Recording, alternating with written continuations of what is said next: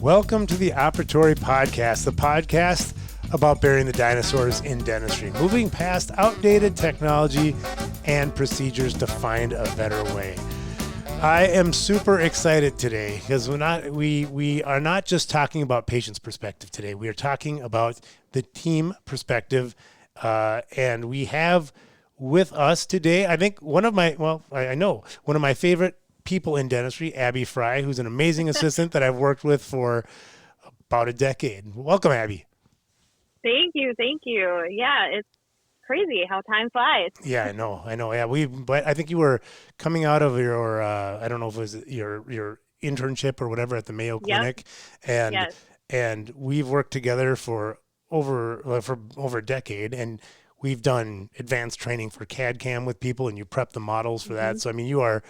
To say that you are a talented dental assistant is completely minimizing what you are capable of. And now you're one of the head trainers for Dental Care Alliance, and so I appreciate you very much for being on the podcast.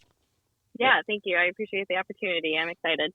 Yeah, and I know we're working on a bunch of other stuff together and helping dentists and dental teams respond to this COVID-19 crisis. And we were talking about it a little bit about how, I think after this crisis, there's going to be a fundamental change in the way people view dentistry. And, a lot of people talk about the patient perspective like we do on this podcast and how dentists are responding.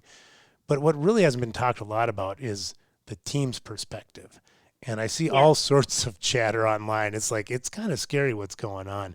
And so could you talk from the perspective of a team member, kind of the value of that? Yeah, absolutely. Like you said, especially in times like this now, we will see an influx of implementing technology. And, when a dentist or an office manager brings in new things like that, or things that may be mandated to have, it is easy to overlook the clinical team, the DAs and the hygienists, and who's putting those new things in the perspective of that auxiliary staff. And really, I just don't see that there are people out there doing that. So that's where I'm hoping to really come in and be that voice, because I've been there. I've been in the trenches. I know what it's like, and can kind of predict and forecast what this may feel like for dental assistants with uncertainty, and adding new things, new technology to that uncertainty can be tough, and change is tough for everybody. So I am really hoping to add that support to those team members so that they understand how it's not only going to benefit their patients, making everybody more safe, and it's going to really help them with the efficiency of things when they're adding more time to disinfection and their sterilization processes, adding however many minutes it's going to take to put on their new PPE outfit for the day. It's really all going to be a revolving door, and I really want to help everybody kind of get through that. Well, and you do an amazing job. So just about half my career we've worked together, but prior to us working together, I had the issue, which I think goes on in a lot of dental practices, where they bring in some type of change, whatever it is, right? Like call paperless forms. And there's one person in the office that resists the change, and and it just dies. So there's really what happens in most dental practices is one of two things. Either it's shoved on people and they resist it, or else they resist it and it just dies right away. So we talk in Upgrade Dental, our educational platform that kind of helps people implement technology and change in their office, about the need of a champion. And you are like the best champion. So once you came on board, it was like done, right? And so you are really bringing that knowledge base of how to help other people be champions in the office. Do you view it that way? Yeah, absolutely. Every office needs a champion, right? And the champion needs to overcome that one person that is really, really pushing up against that change. It doesn't make that person, a bad employee or a bad team member. It's just how they are dealing with that change. And it's up to those champions in the office to really help change their perspective. But those champions can't do that if they don't understand what that perspective is and see that other side. And that's what really helped me is, change was not super easy to me. It was just, I needed to find how this was going to benefit the team and the practice and the patients and make their experience better and safer, so that I could overcome the scary feeling of something new and actually implement it. So everybody's going to go through that, but I think it takes those champions to really shift gears and figure out why and how this is gonna work, so that they can overcome that scary change feeling. So it's hard, but I think every office does need that champion, and I'm hoping to help flush those champions out so that they can really thrive. Well, I mean, 10 years ago, we were implementing change at a incredibly rapid rate, and we did it for a decade, right? And so I think what's interesting is that all of those changes were great, and led to the vast majority of them. I'm sure there were some stinkers in there, but you probably remember. Obviously, I'm like the optimist, so I don't even remember the stinkers. You could probably list off 25 right away, But what's interesting is over the decade, like, you've developed these tools of messaging directly to team members on the benefits from their perspective, like what's in it for me, right? So that they jump on board. And now we've just gone through this. We're just coming on the other end of it now.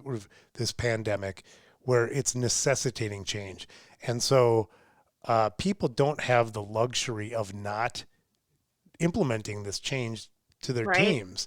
And so you're helping out a lot.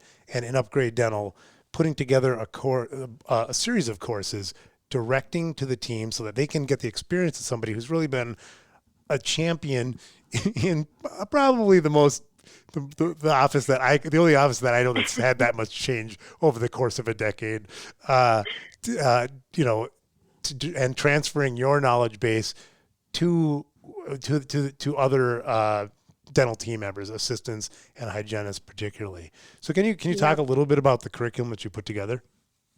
Yeah, absolutely. So there's a lot, especially now, like we talked about, there's always the forefront. We want to wow our patients. We want their experience to be great. And there's a huge phobia with dentistry already. And now there's going to be a lot of change, and the patients are going to see the practice differently now. When they walk in, the experience may be different. So I want to help walk the auxiliary staff through those changes, all while still wowing those patients. So talking about wowing patients, also how we can become more of a paperless practice as well. We can do pre-screenings for COVID. We can, schedule new patients a lot easier and get all their information, so that there's less shuffle of paperwork and pens passing around, paperwork being lost or not being able to read their handwriting.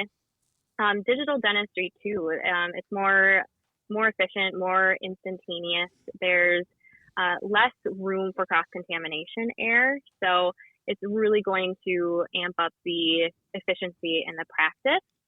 Case acceptance. Unfortunately, within dentistry, case acceptance may be looked at as like a production number or, a set revenue that we need to hit, but really, there's really no other way to measure the lives we're improving than with those numbers. And that's why we talk about those numbers. So wanting to put case acceptance and production and collections in the perspective of a dental assistant and a dental hygienist versus what they just constantly hear from their office managers or the lead dentist, and just hearing numbers, but really diving into what those numbers really mean and how, as dental assistants and hygienists, we actually play a huge role in that. So changing the perspective of case acceptance to improving lives and how we can do that as auxiliary staff. And then teledentistry seems to be way more overcomplicated than it really is. It's really narrows down to two different things. So pre-triaging virtually while the patient's at home to really identify if they are truly having a dental emergency, and if it is something that you need to call the dental assistant to come into the office, or is it something that can wait till Monday? And if it is something that can wait till Monday, you have that information now. So the patient says, my crown came off, and you do a teledentistry consult and they send a picture and it actually broke off at the gum line. Well, Monday, now you can set up for an extraction, not a crown re-cement, which are two totally different setups, right? But also, people are very nervous and scared to come into the office. So if somebody hasn't been in for many, many years, teledentistry is a way to do a consultation and build that rapport and trust with them, and letting them know that we have the tools to help you and we want to, and we've got your back. So that's kind of the gist of the curriculum that we'll be starting out on, and I'm really excited about it. I know you've just been doing a great job. And so I'm going to recap. It's case acceptance, digital dentistry, the paperless practice, teledentistry, and wowing patients. And what was interesting is when we were talking about this initially, you were talking about the perspective from an assistant or a hygienist in wowing patients, and it was just it was so different than the perspective of a dentist, right? I mean, and we've worked together for a decade, and it's just it's just the different roles have, we're all looking for the same goals, but we have obviously different perspectives based on our roles in the office, and so having somebody who can speak directly to the team members about these importance, like you said, I really like how you talked about case acceptance and how team members may be looking at this as either selling or like just everything's just a number, because we do need to look at the numbers, but the numbers tell a story, and having an assistant who understands the power of that for the patient is and being able to speak directly to other assistants and hygienists is immensely valuable. So thank you very much for doing that for everybody. Yeah, absolutely. Well, speaking out to the operatory audience, where we have, it's mainly dentists, but we also have other team members, but I think primarily our audience is dentists, and we usually talk about things from the patient perspective. We don't as often talk about it from the team perspective, which is vitally important.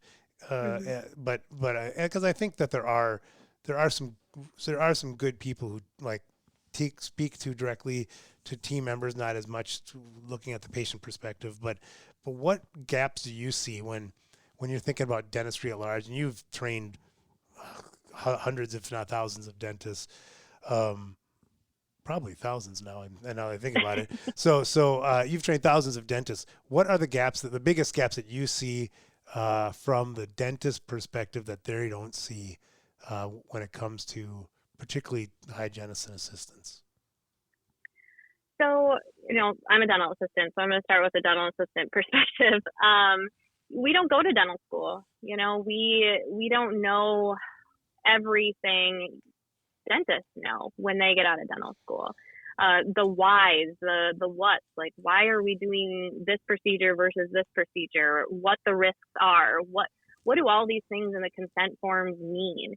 We don't have as much knowledge as the dentist, and even frankly hygienists, as they come out of school, they have a bigger foundation of knowledge than us dental assistants. And it doesn't mean that we don't want to have that knowledge, but knowledge is so valuable. And I think when, working with you for over a decade, that the change and the shift to become a champion was because of the knowledge that I gained. It was always something that you led with. You're going to know what I need next to pass or why I'm implementing this technology. If you know why I need that instrument. What do I see with my eyes practicing dentistry right now that I'm going to need the spoon excavator next, or I'm going to need the Explorer next? It was always understanding why, so that you knew what to do next and how to implement something. So I think really from the dentist perspective, knowing that your auxiliary team may not have the knowledge that you do, and I think when you bring them closer to the level of knowledge that you have, the patient experience and the care that's provided is just unlike anything when your knowledge is more in alignment. So I think for dentists, if you're going to be bringing in new technology or wanting to implement new things, make sure you share why, share your knowledge so that you're elevating others to your level, and therefore the care is going to be exceptional. Well, that's a perfect note to go out on. I think that I hadn't even thought of it from that perspective, but you're exactly right that I think that a lot of dentists don't pass knowledge to their assistants because they want to sort of like be the one that knows everything. And if you, right, and if you train your team to like, and now I know nothing because everybody else has the knowledge. So yeah, I don't even know why you. I have a number of times that I'm like, why are you passing? Oh, that's why. Like that's happened many times. Yes, and much better at it. So, thank you very much, Abby, for all you do. Thanks for coming on the Operatory. I will have to do more of these, and for everybody who's listening. That wants to help their team, help you basically, right? So to engender champions in your practice that will help you to help lead your team, go to upgradedental.com. You can get going. Usually we have offers that you can actually get going for free.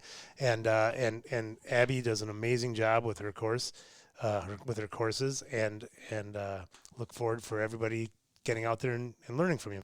Looking forward to it. I'm excited. Appreciate it. Thanks a lot. Thanks.